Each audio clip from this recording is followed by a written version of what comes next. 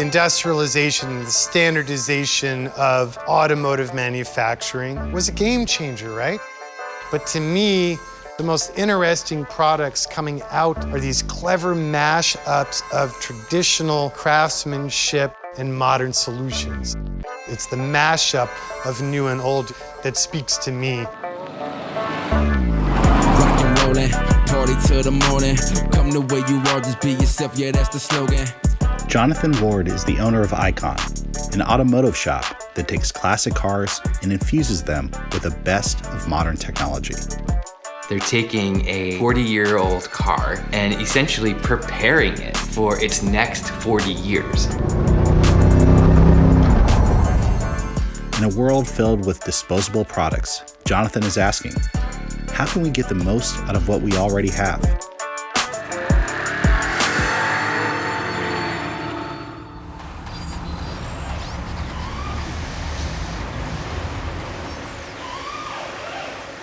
The name Icon was my wife's idea. To me, really, it represented that we're trying to reference iconic designs and principles even. With the rapid growth of industrial process and automation and the Industrial Revolution, I personally feel quantity overpowered quality in many cases. So to me, that's a part of our responsibility with Icon, is celebrate these vintage design icons, but evolve it into the future. The ultimate lead sled would be, by most people's judgment, a 49 to 51 Merc or Mercury Coupe. At a rapid glance, you see it on the side of the road, you may wonder if it even runs, but then they're like layers of onions, so you start peeling the layers back, like if you peek underneath it, you'll see what Adrian here is still toiling away and the rest of my team have done. So there are thousands and thousands of hours to reimagining this classic because of the pioneering EV system that's in it. So 200-mile range, 475 foot-pounds of torque, dual electric motors. For the EV charge ports, we do stuff like this, where we'll hide it behind the license plate. The power windows are controlled by what looks like the original analog crank, and you just nudge up and down from down. Obviously, we're running a digital touchscreen display because we had to monitor so many of the new electric vehicle circuits, but again, keeping the continuity, because I think that's when we jump the shark. When we do anything that impacts the whole vibe and romance of the vintage aesthetic, we have failed. This is Michael Tula. He's an automotive expert and designer who has reimagined several classic cars with Jonathan. There's a lot of places you can go to get a refurbished vintage car.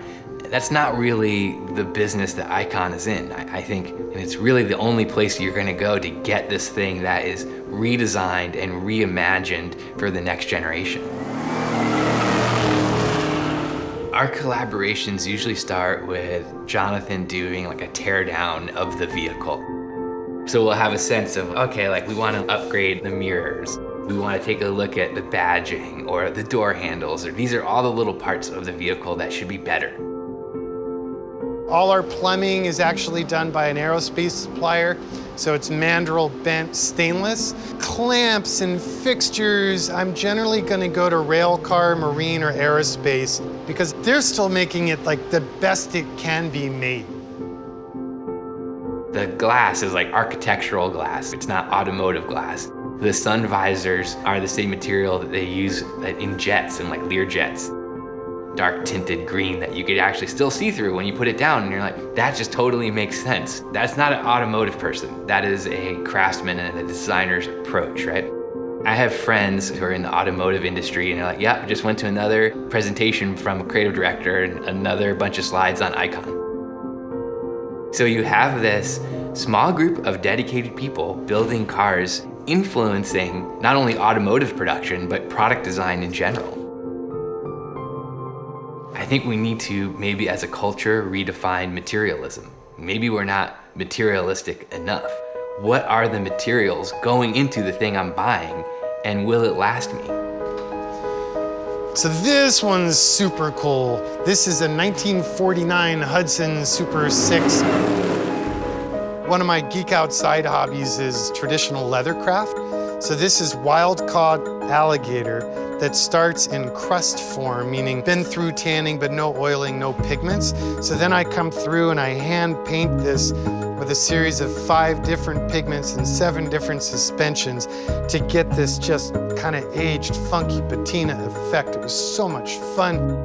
The dash still is in theme with the original design aesthetic, but now it supports in-dash AC with adjustable vents, audio system, you push any of the memory buttons. Considerations for details like that is sadly forgotten. A lot of times if you over-index on a higher quality good that costs more up front, you might be spending a fraction as what you'd spend by buying the same object over and over again. You'll save time, you'll save money, you'll enjoy yourself more, and you'll have a product that you enjoy using versus something you somewhat loathe but does the job. I'm seeing a movement of other makers and consumers that are starting to poke through the veneer of buying the cheapest possible thing that they need. So I'd like to think that reviving classic industrial arts will be an important part of the success of the American culture, and it makes me hope, you know, we're on the right path.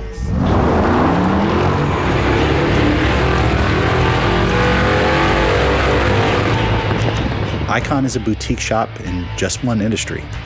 But what if every product was made with this love and care? Would you ever even think of throwing anything away? Thanks for watching. If you liked this video, please give us a like and subscribe to Freethink for more great stories of people changing the world.